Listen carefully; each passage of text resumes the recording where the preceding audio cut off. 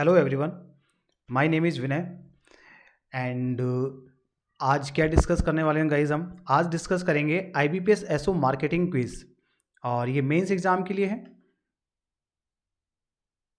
तो दोस्तों, यदि आपने मेरे चैनल को अभी तक सब्सक्राइब नहीं किया है तो आज इस सेशन के बाद मेरे चैनल को आप सब्सक्राइब कर लेना ताकि आने वाले वीडियोज़ एंड क्लासेस की नोटिफिकेशन आप सभी को मिल सकें।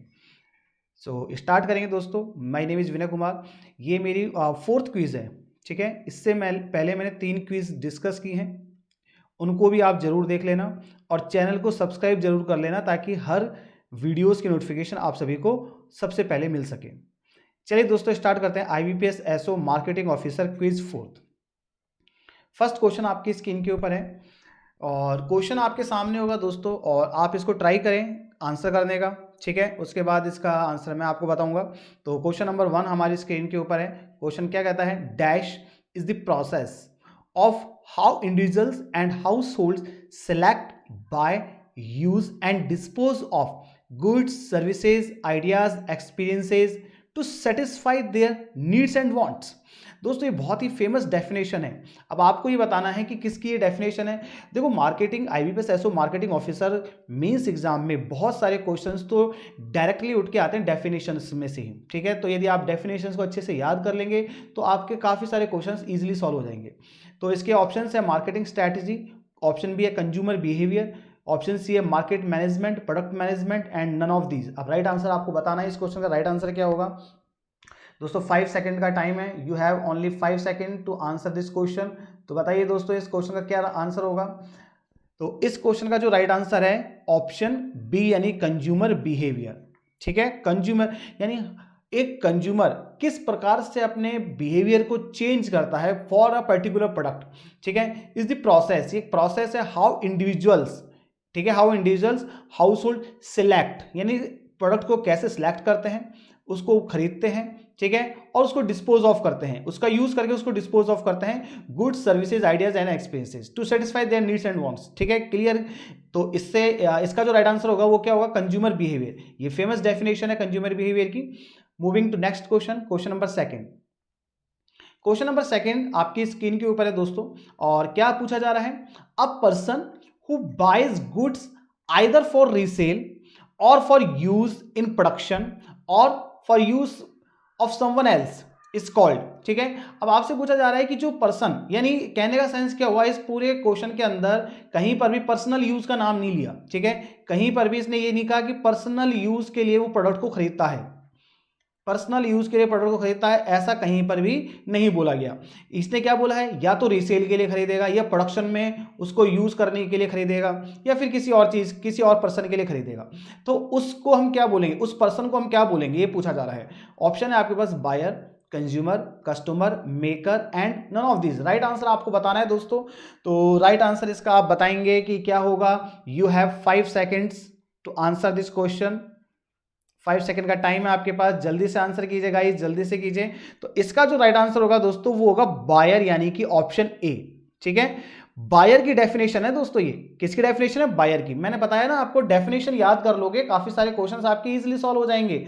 अ person who buys goods either for resale और फॉर यूज इन प्रोडक्शन और फॉर समवन एल्स, ठीक है, किसी और के लिए भी खरीदता है, तो उसको हम बोलते हैं बायर। उसको हम क्या बोलेंगे? बायर बोलेंगे। इस चीज का आपको ध्यान रखना है।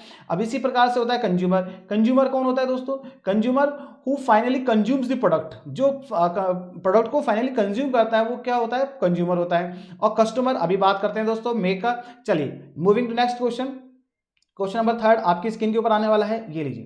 क्वेश्चन नंबर 3 हमारी स्क्रीन के ऊपर है, और क्या कहा जा रहा है? A person who purchase a product either for his own consumption, या तो खुद के कंजम्पशन के लिए खरीद रहा है, या फिर और फॉर अदर्स, या फिर किसी और के लिए, ठीक है। उसको क्या कहेंगे? उसको रिटेलर कहेंगे, कंज्यूमर कहेंगे, कस्टमर कहेंगे, बायर कहेंगे, नन ऑफ दीज।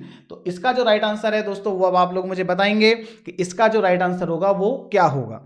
जल्दी से बताइए दोस्तों, जल्दी से बताइए। तो इसका जो राइट आंसर होगा दोस्तों वो क्या होगा? कस्टमर होगा, ठीक है। कस्टमर, कस्टमर की डेफिनेशन है, यानी सपोज करो मैं एक चॉकलेट खरीदता हूं और मैंने वो चॉकलेट अपने बेटे को देने के लिए या अपने फ्रेंड को देने के लिए खरीदी, तो मैं कस्टमर हूं, और उस चॉकलेट को फाइनली कंज्यूम कौन कर रहा है? मेरा फ्रेंड कर रहा है, तो वो क्या हो गया? कंज्यूमर हो गया। क्लियर?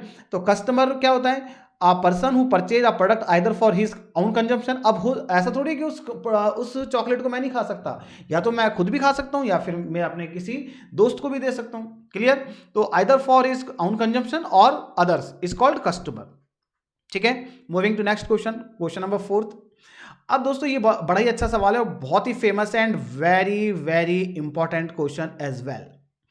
ठीक है, वेरी वेरी इंपॉर्टेंट, मार्कआउट कर लेना दोस्तों इस क्वेश्चन को। Cognitive dissonance is occurred in which buying behaviour. अब सबसे पहले इसका मतलब क्या होता है? कॉग्निटिव डिसोनेंस, इसका मतलब क्या होता है दोस्तों? ये एक मेंटल स्टेज होती है। कॉग्निटिव डिसोनेंस एक मेंटल स्टेज होती है जो प्रोडक्ट को यूज करने के बाद, यानी जब प्रोडक्ट को हमने खरीदा, ठीक है, उसका यूज किया, और उसको यूज करने के बाद जब उससे एक नेगेटिव फीलिंग आती है, ठीक है, उसका जो कंपनी ने हमें क्लेम किया, वो क्लेम कंपनी का सही नहीं निकला, कंपनी उस अपने क्लेम पर कहते हैं ना वो पूरी तरीके से खरी नहीं उतर पाई, तो हमारे दिमाग में क्या होगा? नेगेटिव फीलिंग आएगी। नेगेटिव फीलिंग आने से क्या होगा? एक टेंशन क्रिएट होती है, और उस टेंशन से कॉग्निटिव डिसोनेंस की मेंटल स्टेज पर पर्सन पहुंच जाता है। ठीक है, कस्टमर मेंटल उसकी स्टेज क्या हो जाती है? कॉग्निटिव डिसोनेंस पर पहुंच जाती है। तो cognitive dissonance occurred in which buying behaviour, किस बाइंग बिहेवियर में ये होता है? ठीक है, ऑप्शन है आपके पास complex buying behaviour, option B है dissonance reducing buying behaviour, option सी है variety seeking buying behaviour, and option D habitual buying behaviour, और नन ऑफ दीज। तो राइट आंसर इसका आपको बताना है। Very very important question, you have 5 second to answer this question. जल्दी से बताइए दोस्तों इस क्वेश्चन का आंसर क्या होगा? तो इस क्वेश्चन का जो राइट आंसर है वो होगा आपका option b, dissonance reducing buying behaviour. ठीक है, अच्छा, इसका जो मेन ऑब्जेक्टिव क्या होता है? डिसोनेंस रिड्यूसिंग बाइंग बिहेवियर का मेन ऑब्जेक्टिव क्या होता है? इसका जो मेन ऑब्जेक्टिव होता है, जो लास्ट परचेज से कस्टमर के यानी कंज्यूमर के माइंड में जो एक टेंशन क्रिएट हुआ है, एक डिसोनेंस क्रिएट हुआ है, कॉग्निटिव डिसोनेंस क्रिएट हुआ है, उससे ओवरकम करना, उससे बाहर आना। ठीक है, तो ये होता है डिसोनेंस रिड्यूसिंग बाइंग बिहेवियर। चलिए बढ़ते हैं दोस्तों अगले सवाल की तरफ, क्वेश्चन नंबर 5। अब चलो, अच्छा, एक बार क्वेश्चन नंबर 4 की मैं वापस बात करता हूँ, एक इसका आपको एग्जांपल देता हूँ। इसका एग्जांपल देते हैं दोस्तों।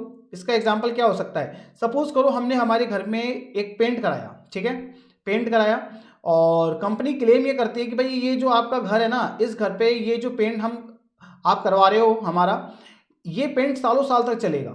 ठीक है, कराओ एक बार, चले सालों साल, ये कंपनी ने क्लेम किया, और इसी आधार पे मैंने उसको खरीद लिया। लेकिन जब मैंने देखा कि आफ्टर 1 ईयर, आफ्टर 2 ईयर, जो क्लेम कर रही थी कंपनी, वो झूठा निकला। कैसे? कि उसमें जो कलर था वो छूटने लग गया, ठीक है, और वो धीरे धीरे फेड हो गया। कलर क्या हुआ? धीरे धीरे 2 साल में ही फेड हो गया। तो इससे क्या होगा? एक कॉग्निटिव डिसोनेंस क्रिएट हुआ। कॉग्निटिव डिसोनेंस क्रिएट हुआ, तो इसी मेंटल स्टेज को हम बोलते हैं कॉग्निटिव डिसोनेंस। क्लियर? अब दोस्तों यदि मैं अगली बार जब पेंट कराऊंगा, क्योंकि अब 2 साल हो गया, कलर तो फेड हो गया, दोबारा कराना पड़ेगा। जब मैं अगली बार पेंट कराऊंगा तो फिर मैं क्या करूंगा? बहुत ज़्यादा मेरी इन्वॉल्वमेंट हाई होगी। ठीक है, प्रोडक्ट में मेरी जो इन्वॉल्वमेंट होगी वो क्या होगी? बहुत ज़्यादा हाई होगी। और फिर मैं ब्रांड्स को इतना ज़्यादा ध्यान नहीं दूंगा। मैं ये देखूंगा कि भाई अब इससे ओवरकम कैसे करना है। मेरा प्राइमरी ऑब्जेक्टिव क्या है कि डिसोनेंस जो क्रिएट हुआ, इससे ओवरकम मैं किस प्रकार से कर सकता हूँ। चलिए बढ़ते हैं अगले सवाल की तरफ। आ जाइए दोस्तों क्वेश्चन नंबर 5 पे। क्वेश्चन नंबर 5 क्या कह रहा है? In which buying behaviour the degree of involvement, question को पकड़ना है, the degree of involvement of consumer in purchase is high and he is quite aware of significant difference among brands. दोस्तों इसकी एक मैट्रिक्स होती है जिसके बारे में मैं आपसे नेक्स्ट वीडियो में बात करूंगा। बाकी काफी अच्छा सवाल है, लास्ट ईयर भी 1-2 सवाल इस तरीके के पूछे गए थे कंज्यूमर बाइंग बिहेवियर में से। ठीक है, तो इसमें से आपसे इसमें क्या पूछा जा रहा है कि डिग्री ऑफ इन्वॉल्वमेंट तो हाई है। ठीक है, डिग्री ऑफ इन्वॉल्वमेंट कैसा है? कंज्यूमर का हाई है, और वो क्वाइट अवेयर, वो काफी अवेयर है significant differences among the brands. तो ये कौन सा बाइंग बिहेवियर होता है दोस्तों? ये होता है आपका कॉम्प्लेक्स बाइंग बिहेवियर। ठीक है, ये कौन सा होगा? कॉम्प्लेक्स बाइंग बिहेवियर, यानी ऑप्शन ए इसका बिल्कुल सही जवाब है। अब कॉम्प्लेक्स बाइंग बिहेवियर की बात करें तो दोस्तों जैसे मैं कार खरीदता हूं, ठीक है, तो कार में मुझे पता है कि there are different brands, Maruti है, ठीक है, इसके अलावा बात की जाए तो hyundai की कार भी है, टाटा की कार भी है, तो मुझे पता है कि there are lots of brands. तो ब्रांड्स के बारे में मुझे पता है, और मेरा इन्वॉल्वमेंट बहुत ज़्यादा हाई रहेगा, क्योंकि कार ऐसा थोड़ी मैं बार बार आज खरीद ली फिर कल कार दोबारा खरीदूंगा, फिर मैं नेक्स्ट डे कार खरीदूंगा, कार खरीदता रहूंगा पर डे, ठीक है, ऐसा थोड़ी है। कार खरीद ली तो फिर वो गया 7 साल 8 साल, या फिर हो सकता है 3 साल 4 साल, ठीक है, ये डिपेंड करता है customer to customer, person to person. तो इसलिए कार खरीदना ये किस में आएगा, कॉम्प्लेक्स बाइंग बिहेवियर में आएगा। इलेक्ट्रॉनिक आइटम्स, इलेक्ट्रॉनिक गुड्स, जितने भी इलेक्ट्रॉनिक गुड्स होते हैं वो भी किस में होते हैं दोस्तों, वो भी आते हैं आपके किस में, कॉम्प्लेक्स बाइंग बिहेवियर के अंदर ही आते हैं, ठीक है। आगे चलते हैं, जैसे कोई मकान खरीदना है, अपार्टमेंट खरीदना है, कोई फ्लैट खरीदना है, वो भी किस में आएगा, कॉम्प्लेक्स बाइंग बिहेवियर में ही आता है। आ जाइए दोस्तों question number 6, in which buying behaviour the degree of involvement of consumer in purchase is high. Degree of involvement तो हाई है, clear, and no significant difference among brands, और ब्रांड्स में ज्यादा डिफरेंस नहीं है, तो वो कौन सा बाइंग बिहेवियर होता है दोस्तों, डिग्री ऑफ इन्वॉल्वमेंट तो हाई है और डिफरेंस में ज्यादा, जो ब्रांड्स हैं उनमें ज्यादा डिफरेंस नहीं है, तो ऑप्शन है आपके पास complex buying behaviour, dissonance reducing buying behaviour, variety seeking buying behaviour and habitual buying behaviour, none of this. तो राइट आंसर आपको बताना है दोस्तों, तो इसका जो राइट आंसर होगा दोस्तों वो क्या होगा, वो होगा option b, dissonance reducing buying behaviour. Just मैंने अभी आपको बताया था कि एक डिसोनेंस क्रिएट हुआ मेरे दिमाग में, ठीक है, उस डिसोनेंस से ओवरकम करना है तो मेरा इन्वॉल्वमेंट नेक्स्ट टाइम जो परचेज करूंगा मैं पेंट, उसमें इन्वॉल्वमेंट मेरा बहुत ज्यादा कैसा होगा, हाई होगा, प्रोडक्ट में मेरा इन्वॉल्वमेंट बहुत ज्यादा हाई होगा, लेकिन मैं ज्यादा डिफरेंस नहीं देखूंगा ब्रांड्स के अंदर। चलिए दोस्तों बढ़ते हैं अगले सवाल पे, क्वेश्चन नंबर 7 आपकी स्क्रीन के ऊपर। क्वेश्चन नंबर 7 को एक बार मैं चाहता हूं कि आप अपने लेवल पे ट्राई करें, इसको क्वेश्चन को पढ़ें और इसका राइट आंसर देने की कोशिश करें। क्वेश्चन क्या कह रहा है, क्वेश्चन फैक्टर में से पूछा जा रहा है, learning is the factor that influence the consumer behaviour, is comes under which types of factor. यानी लर्निंग एक दोस्तों फैक्टर है जो कंज्यूमर के बिहेवियर को इफेक्ट करता है, कंज्यूमर के बिहेवियर को इन्फ्लुएंस करता है, ठीक है, इन्फ्लुएंस करता है। तो ये किस टाइप का फैक्टर होता है, लर्निंग है जो किस टाइप का फैक्टर है ये आपको बताना है। तो दोस्तों ऑप्शंस है social factor, psychological factor, cultural factor, personal factor, none of this. तो राइट आंसर आपको बताना है कि लर्निंग किस टाइप का फैक्टर होगा that influence the consumer behaviour. तो बताइए दोस्तों इसका जो राइट आंसर होगा वो क्या होगा, इसका जो राइट आंसर होगा ऑप्शन बी होगा, यानी psychological factor. Learning is the psychological factor, ठीक है। लर्निंग होता क्या है दोस्तों, learning is the process of acquiring knowledge. Generally learning results in 4 ways, listening, reading, observing and experiencing. तो learning is the process of acquiring knowledge, यानी learning क्या होता है दोस्तों, इस ये प्रोसेस है नॉलेज एक्वायर करने का। अब वो कैसे हो सकता है, वो किस तरीके से हम इसको ले सकते हैं, लिसनिंग, लोगों से सुन के, रीडिंग, न्यूज़पेपर में पढ़ के, ऑब्जर्विंग, खुद यूज़ करके और उसका ऑब्जर्व करके, और एक्सपीरियंस करके, ठीक है। तो लर्निंग के बारे में बात की, लर्निंग कौन सा फैक्टर हो गया, साइकोलॉजिकल फैक्टर हो गया। चलिए बढ़ते आगे क्वेश्चन नंबर 8 पे। क्वेश्चन नंबर 8 आपसे पूछा जा रहा है occupation is the factor that influence the consumer behaviour, is comes under which type of factor. आपको बताना है ऑक्यूपेशन का, ऑक्यूपेशन है जो किस फैक्टर में आता है। तो दोस्तों ऑक्यूपेशन कौन सा फैक्टर होगा ये आपको बताना है। तो इसका जो राइट आंसर है वो आप मुझे बताएंगे। ऑप्शंस हैं हमारे पास, option A social factor, psychological factor, cultural factor, personal factor, none of these. तो राइट आंसर आप मुझे बताएंगे ऑक्यूपेशन कहाँ पे आएगा। तो occupation is the personal factor, यानी ऑप्शन डी इसका बिल्कुल करेक्ट है। दोस्तों पर्सनल में क्यों आएगा, क्योंकि आप खुद देखिए, यदि मैं ऑक्यूपेशन की बात कर रहा हूं तो मैं मेरी बात कर रहा हूं, ठीक है। सपोज करो मैं कहता हूं आई एम ए टीचर, या फिर मैं कुछ और काम कर रहा हूं, सपोज करो मैं मैनेजर हूं, ठीक है, मैं मैनेजर हूं, तो ये मेरा ऑक्यूपेशन है, तो ये मेरा पर्सनल फैक्टर हुआ ना। समझिए बात को आप। तो occupation is the personal factor that influence the consumer behaviour. चलिए बढ़ते हैं आगे और अब देखते हैं नेक्स्ट अगले सवाल को, क्वेश्चन नंबर 9। क्वेश्चन नंबर 9 है हमारे सामने, personality is the factor that influence the consumer behaviour, is comes under which types of factor. Personality का आपको बताना है दोस्तों कि पर्सनैलिटी किस टाइप के फैक्टर में आएगा, ये आप लोग मुझे बताएंगे। तो ऑप्शन है हमारे पास social factor, psychological factor, cultural factor, personal factor, none of these. तो पर्सनैलिटी किस टाइप का फैक्टर है तो ये आप मुझे बताएंगे। तो दोस्तों इसका जो राइट आंसर होगा वो होगा पर्सनल फैक्टर, यानी कि ऑप्शन डी। ऑप्शन डी इसका बिल्कुल सही जवाब है, पर्सनल फैक्टर होगा इसका राइट आंसर, ठीक है।